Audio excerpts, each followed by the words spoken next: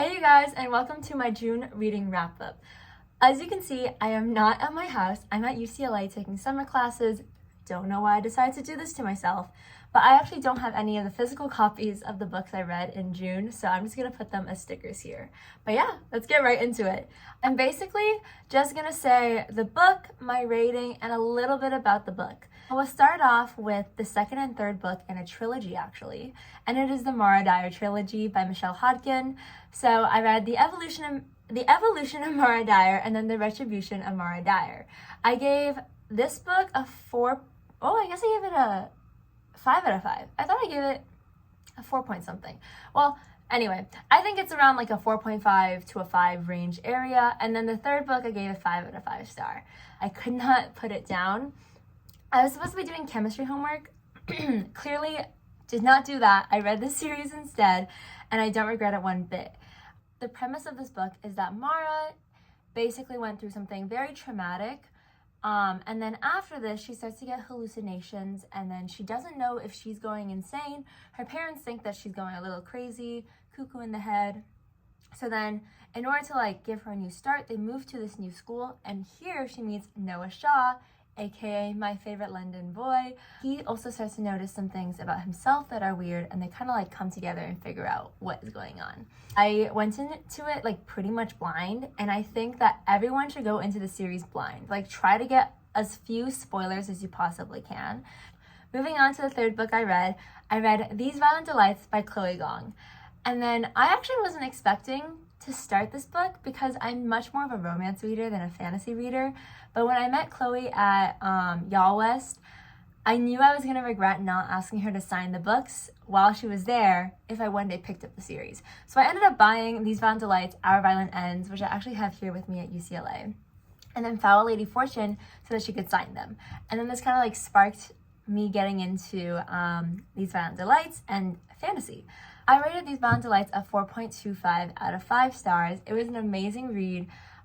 Basically, I say basically a lot. What goes on in this book is that oh my goodness. I need to expand my vocabulary. It's a Romeo and Juliet retelling. So basically we got Roma and Juliet. And they're coming from two, oh my goodness. Oh, I say basically so much. Okay.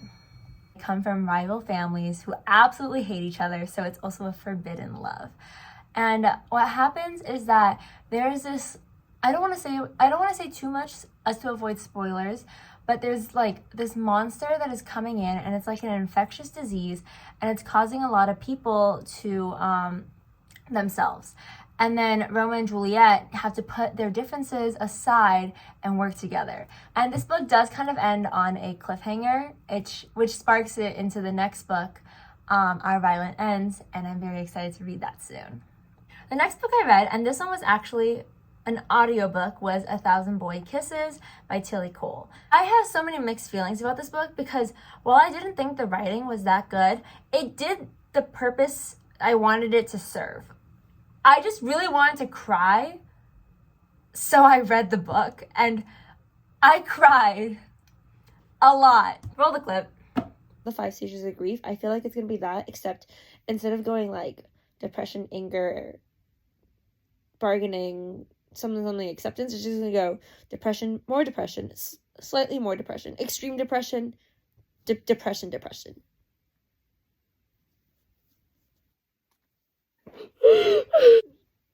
As you can see, I cried. Let me look at the camera. Thought it was a cute story between Poppy and Rune. Essentially what happens is Rune moves from, I think it's Norway? I could be wrong, but he does move into this southern state where he is next door neighbors with Poppy. And he is this little upset small boy because he does not want to move. And she is this ray of sunshine. Everywhere she goes, sunshine, light bursts. And then they start to develop this little love, and then it's very adorable. And then there's a little pause in the book, and then a few years pass, and that's where the story continues on, where they're both, I believe, seniors in high school. Writing wasn't my favorite thing in the world, but it did make me cry, which is why I gave it a 4.5 out of 5 stars. To move on, we're gonna transition into one of my favorite series?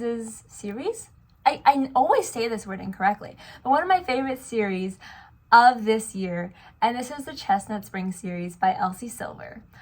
I started reading the series literally last month, and I have already blown through the first basically 3 books by now. The chokehold that this series has on me is actually insane. Last year when I read the Dirty Air series by Lauren Asher, I could not put the series down. Like, I was reading book after book after book, which is something I don't usually do because I like to draw out the book so that way I get to experience it for as long as possible. What happened with the Dirty Air series is happening again with the Chestnut Spring series by Elsie Silver. And I wish I could like bottle up all my emotions about the series and like spew it at you in like a 30-second clip, but I don't think I could do that, but we're gonna try my best. Flawless, I rated a 4.25 out of 5, and then Heartless, I rated a 5 out of 5. Okay, so we're gonna start with Flawless by Elsie Silver. And in this book, it's an enemies to lovers, forced proximity, small town sports romance. Summer is his publicity agent. His being Rhett Eaton. Rhett basically said in the media that he doesn't like milk, and then he punched someone in the face. Like one does. Because of that, he's been getting some heat in the media, so Summer has been assigned to now be his babysitter and follow him around just to make sure he racks up his publicity points again. And obviously he's grumpy, he doesn't want this, so he's pretty upset that she is now living with him and following him around constantly. Of course, along the way, tension, heat of the moment, things happen, and then it's a little cute romance between them. Moving on to Heartless by Elsie Silver, I gave this book a 5 out of 5 stars. Cade and Willa, and then Luke, I think Luke is his son's name. Absolutely love the 3 of them. It is a single dad, small town, grumpy sunshine. Like, combine my 3 favorite tropes into one book, 5 star. I could not get over how cute Willa and Luke's relationship was. Like, actually so adorable. I just wanted to grab Luke and give him a huge hug. Like, he's this little cute child. He's so funny. I adored him. And then Cade and Willa were just everything. They were the epitome of a grumpy sunshine couple. The story starts when Willa gets into this small town. She is best friends with Summer, who is dating Cade's brother. But she kind of drops her panties in the middle of a coffee shop, and then he picks them up and gives them back to her, but she's like, you can keep it. And then she walks away. And then a few days later, since Cade is looking for a nanny for Luke, Willa steps up. He's like, no, absolutely not. But then Summer and everyone else kind of convinces him to let Willa take care of Luke. And then Cade is like, ugh, fine. So now Willa is living with Cade and Luke. And obviously with the forced proximity, grumpy sunshine, single dad, small town trope, they end up together. The story goes on from there. I genuinely never thought I would love cowboys. Elsie Silver has made me love cowboys. Yeehaw. Sticking with the small town theme, we got Jasper by Devney Perry. I gave this book a 3.75 out of 5 stars. I still loved it and adored it. I just think the plot kind of like flew over my head a little bit. Like, I don't remember the plot as well as I do the other books that I mentioned here, but I still really liked it.